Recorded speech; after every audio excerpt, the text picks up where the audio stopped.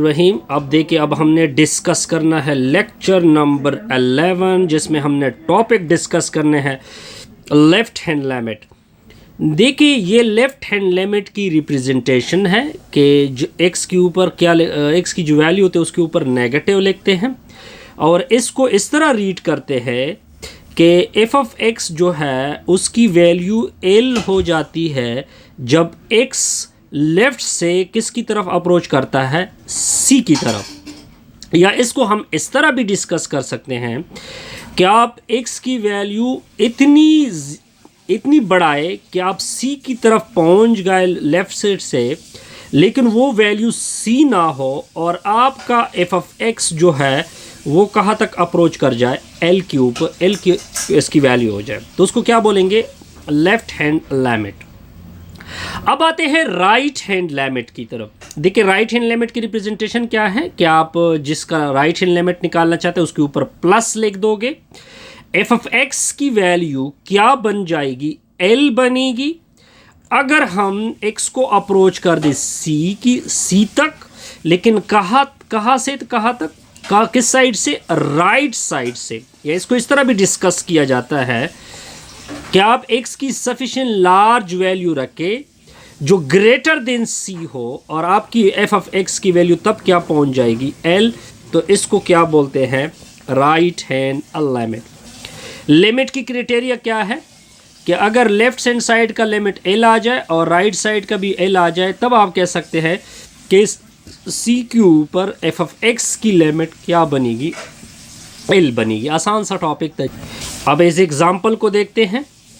कहते हैं कि एक्स अप्रोच टू 2 के ऊपर इसका लिमिट फाइंड करते हैं। तो सबसे पहले limit x approach to 2 find करेंगे, एफ ऑफ एक्स।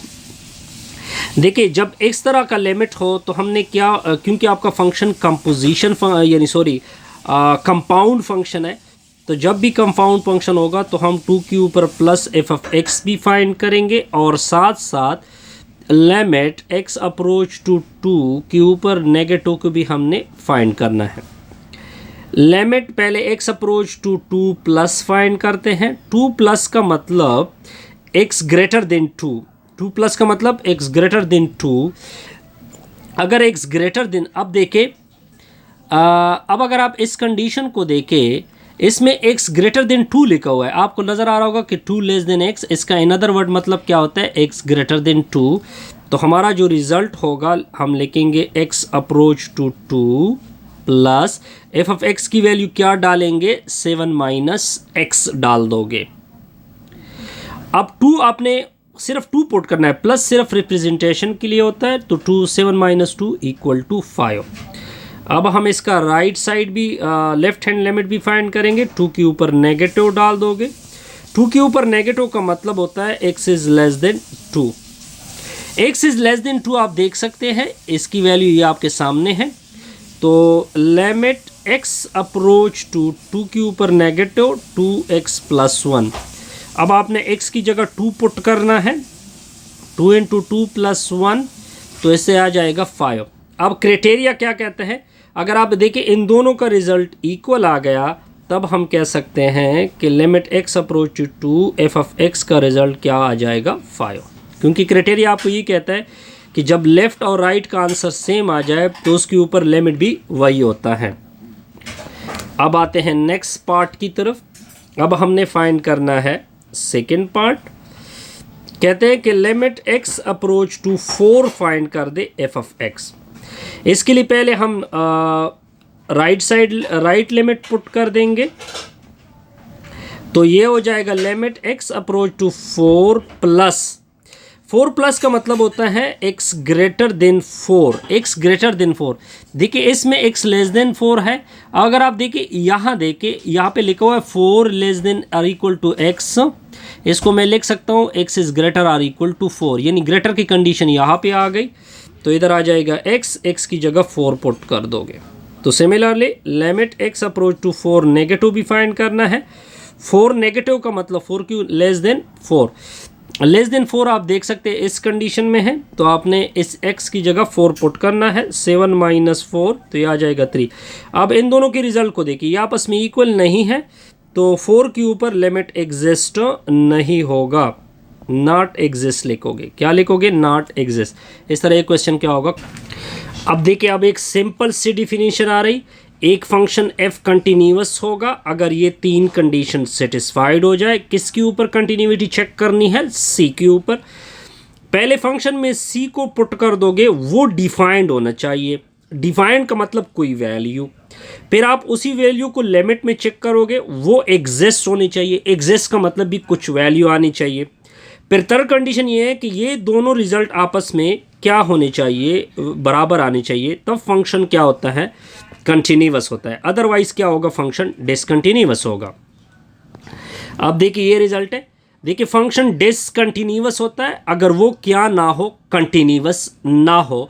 उस फंक्शन को क्या, अब देखते जाइए। कहते हैं कि फंक्शन की कंटिन्यूटी को चेक कर दे। तो कंटिन्यूटी की फर्स्ट कंडीशन क्या है कि जिसके ऊपर आपने कंटिन्यूटी चेक करनी है, जैसे कि 1 के ऊपर, वो आपने फंक्शन में डायरेक्ट पुट करना है। फंक्शन आपका है 1 का स्क्वायर माइनस 1, 1 माइनस 1, तो ऊपर आ जाएगा 0, नीचे भी 0। इसको नॉट डिफाइन कहते हैं। क्या कहते हैं? Not define. 0 बाई 0 को क्या बोलते हैं? Not define. कंडीशन 1 क्या हो गई? फेल हो गई। Hence f is discontinuous. चूंकि ये कंडीशन फर्स्ट हो गई, तो ये क्या होगा? डिस्क या नॉट कंटिन्यूअस लिखोगे, या लिखोगे डिसकंटिन्यूअस, या क्या लिखोगे? डिसकंटिन्यूअस। अब आते हैं एग्जाम्पल नंबर 11 की तरफ। एग्जाम्पल 11 क्या है? आपको फंक्शन गिवन है। फंक्शन की वैल्यू है 3x square minus 5x plus 4। Continuity आपने चेक करनी है 1 के ऊपर। पहली कंडीशन ये है कि 1 को डायरेक्ट पुट कर दोगे। 3 इंटू 1 का स्क्वायर माइनस 5 इंटू 1 प्लस 4। तो f ऑफ 1 के ऊपर रिजल्ट आ रहा है 3 माइनस 5 प्लस 4। रिजल्ट आएगा 3 जमा 4 7, 7 में से 5 निकाल दोगे 2। अब इसी वैल्यू को आपने लिमिट में भी देना होगा। तो लिमिट में ये वैल्यू देंगे x approach to 1, 3x square minus 5x जमा 4।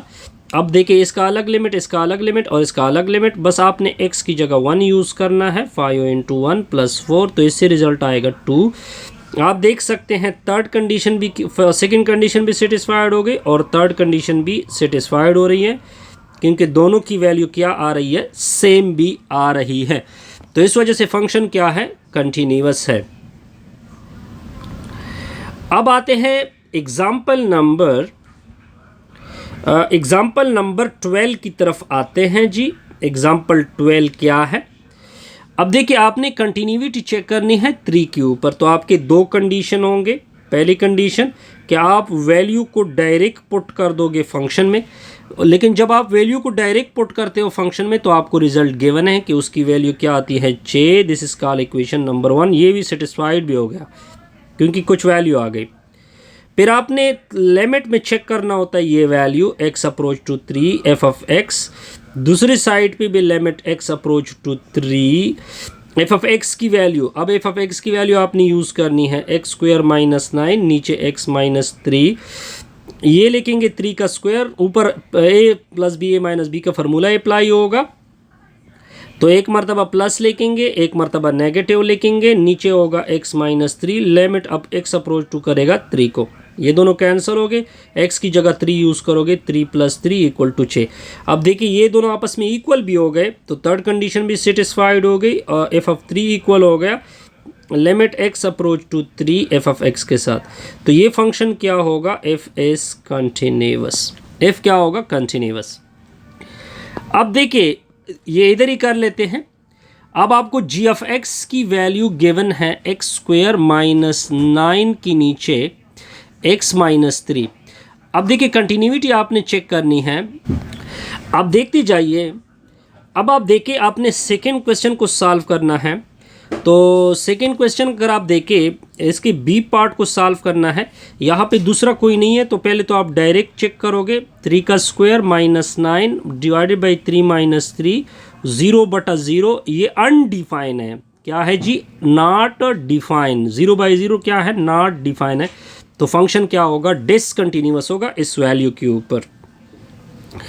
अब देखिए अब आपने क्या चेक करना है, एग्जाम्पल 13 में चेक करना है फंक्शन की कंटिन्यूटी किसके ऊपर, 3 के ऊपर। देखिए इसी में इक्वलिटी साइन इसमें है, तो 3 इसमें डायरेक्ट हमने पुट किया, 7 आ गया, 7 एक डिफाइन वैल्यू होगी। अब आपने लेफ्ट और राइट का कंसेप्ट यूज़ करना है, x लेस देन 3 के ऊपर नेगेटिव, 3 के ऊपर नेगेटिव का मतलब लेस देन 3, तो ये कंडीशन यूज़ होगी। इसमें x की जगह वैल्यू हमने पुट भी की, 2 आ गया। और राइट साइड आपने यूज़ करना है x ग्रेटर देन 2, तो जैसे 3 मैंने यूज़ किया तो 7 आ गया, ये दोनों आपस में इक्वल नहीं हो गए तो कंडीशन सेटिस्फाइड नहीं होगी, तो ये फंक्शन डिसकंटिन्यूअस होगा इस पॉइंट की तरफ। आप इसकी डिसकंटिन्यूटी देख भी सकते हैं, यहाँ पे काफ़ी गैप आ रहा है। इससे हमारी ये वीडियो कंप्लीट।